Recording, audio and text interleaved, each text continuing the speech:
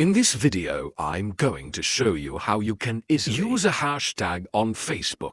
Be sure to watch the video to the very end so you don't make any mistakes. And of course, do not forget to like this video and subscribe to my channel. Thanks guys. So let's get started. And the first off, open up Facebook app. Top right here where it says what's on your mind to start creating a post. After that, you can enter there any text. You can add some photos, videos, and all that stuff. And once you are done with that, in order to add a hashtag, all you have to do is just first of type in hashtag symbol and then just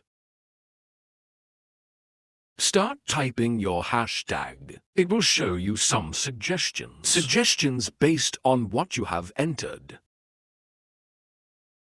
In this way, you can add multiple hashtags to your boss. Just keep doing the same steps. And also, you can select some background for your boss. Just like that, and the hashtags will also work. In here, let me type in Dart, for example. Now, you know how you can easily use a hashtags on Facebook.